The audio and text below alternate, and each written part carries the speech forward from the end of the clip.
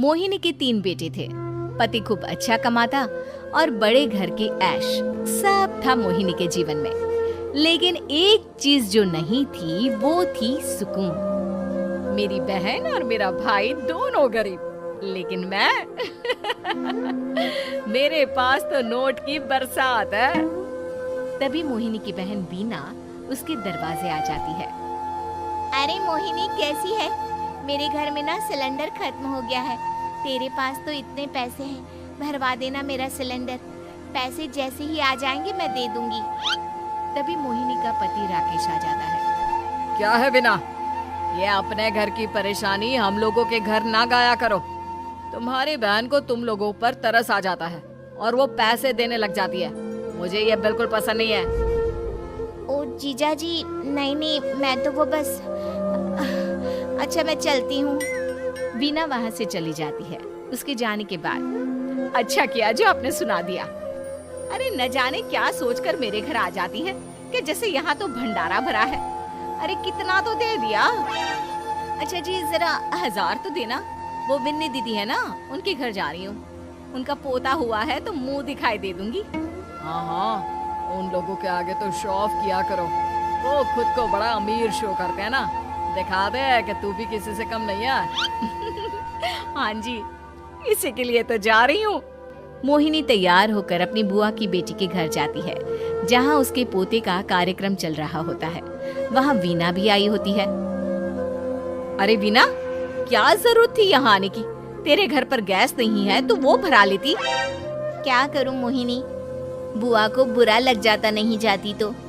वैसे मेरे पास एक जोड़ा बच्चे का कपड़ा रखा था, वही अपनी चांदी के पायल के साथ देने जा रही हूँ।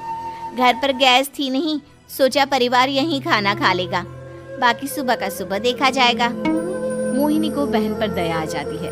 वो पर्स से 1000 रुपए निकाल कर दे देती है। ले बिना, लेकिन पैसे वापस कर देना, तेरे जीजाजी हिसाब लेते हैं। मोहिनी भी क्या करती, गरीबी में बहन का सहारा ही उसके जीवन जीने का आधार था। फिर एक रोज, सुनिए, भाई के घर बेटी हुई है, मुझे माँ के पास जाना होगा। अरे उस घर में ना कूलर है ना एसी, कैसे रहोगी तुम? हाँ, वही सोच रही हूँ कि अकेली जाऊं, बच्चों को साथ ना ले जाऊं। चली जाओ, लेकिन ये जो तुम अपने गरीब परिवार से मिलने चली जाती हो ना, मुझे बिल्कुल अच्छा नहीं लगता। पता नहीं मैं भी कैसे मैनेज करती हूँ, लेकिन क्या करूँ। मोहिनी भाई भाभी के घर आती है। मोहिनी, कैसे आना हुआ?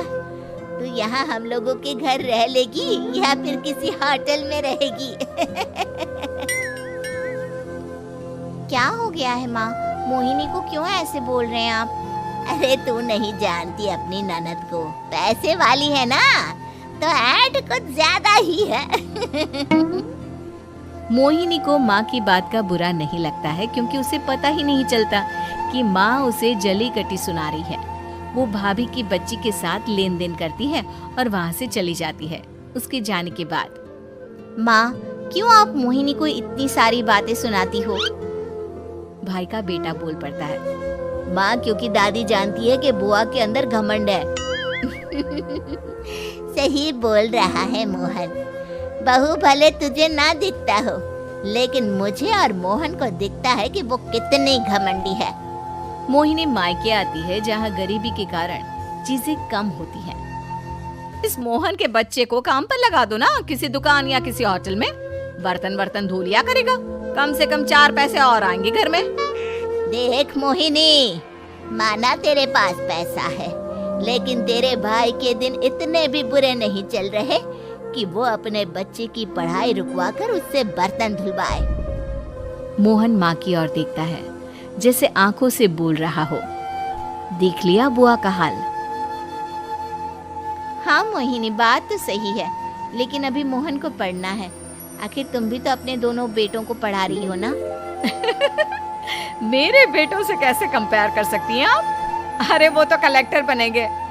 हाँ, कल को वो मोहन को नौकरी में रख लेंगे, क्यों? मोहिनी कुछ दिन और रहकर चली जाती है। धीरे धीरे दिन बीतता है। मोहन बड़ा होता है और कड़ी मेहनत से सफल भी हो जाता है।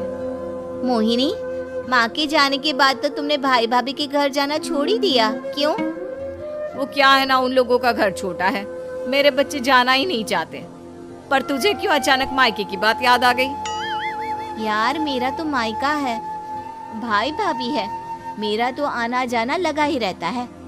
हाँ, क्योंकि तुझे आदत है ना ऐसे छोटे से घर में और कम पैसे में रहने की। वैसे क्या खबर है आजकल मायके की अपने? अब वो घर छोटा और कम पैसे का नहीं रहा, क्योंकि मोहन तो बहुत बड़ा आदमी बन गया है। फिर क्या? मोहिनी भाभी को फोन करती है। मोहन किसी बड़ी कंपनी का मैनेजर हो गया है क्या भाभी? क्या ये सच है? हाँ मोहिनी दीदी, अब तो हम लोगों के गरीबी के दिन कट गए। आपके भाई ने कोई अच्छे कर्म किए होंगे जो हम लोगों का बेटा इतना अच्छा कमा रहा है। देख लो भाभी, पहले भी आपने कई गलतियां की थी, आप थोड़ा संभल कर चलना। भाभी को मोहिनी की बात समझ में नहीं आती कि वो क्या कहना चाहती है। फिर एक दिन वीना मोहिनी से कहती है, मोहिनी, हमारा भतीजा मोहन अच्छा कमा रहा है, क्यों ना मैं अपने बेटे की नौकरी के लिए उससे बात करूं? अरे बुआ का बेटा है, ये सोचकर मदद तो करेगा ना? हाँ हाँ, क्यों नहीं करेगा, उसके बुरे दिन में तो हम भी खड़े थे। मोहन को वीना फोन करती है और अपने बेटे की मदद करने की बात करती है। हाँ हाँ बुआ, क्यों नहीं, आप सिद्धार्थ को भेज दें, मैं अपनी ही कंपनी में उसकी नौकरी करवा देता हूँ। दिन बीतते हैं, अब वीना के हालात भी अच्छे हो जाते हैं। क्या बात है वीना, तूने भी कार ले ली, वो भी इतनी अच्छी? हाँ मोहिनी, अपने भतीजे के कारण तो हम लोगों के दिन अच्छे हो गए। उसने सिद्धार्थ की नौकरी लगवा दी है, वो भी शानदार।